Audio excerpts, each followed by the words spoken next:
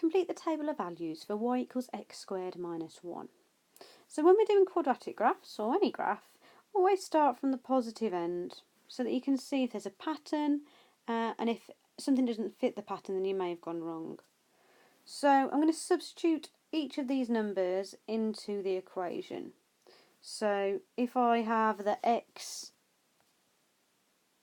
is 3, I'm going to substitute 3 into y equals x squared minus 1. So y equals 3 squared minus 1. 3 squared is 9. Take away 1 is 8.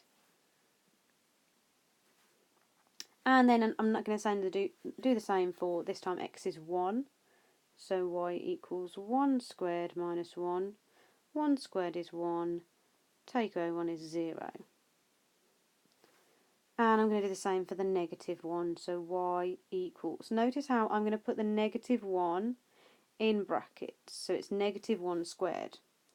The whole of negative 1 squared, take away 1. And this is significant because negative 1 squared is actually still 1. Take away 1 is 0. So this is 0 here as well. So when we plot it, we should be seeing some sort of pattern. So we've got 3, 8,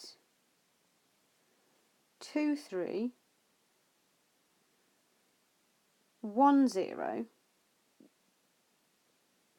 And if I just write under here, so this is my coordinates, 3, 8, 2, 3, 1, 0, 0, minus 1. So you can see where I'm getting the coordinates from.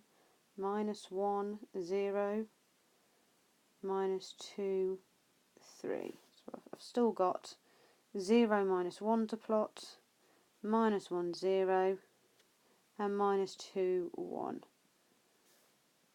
And you can see that it is making a pattern. Oh, sorry, there is one that I've done wrong. It's minus 2, 3 there. That should be there. And you can see that it doesn't really fit, and I knew that I'd gone wrong somewhere.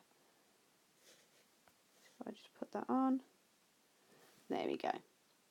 And you want to join it up with a smooth curve, not a ruler.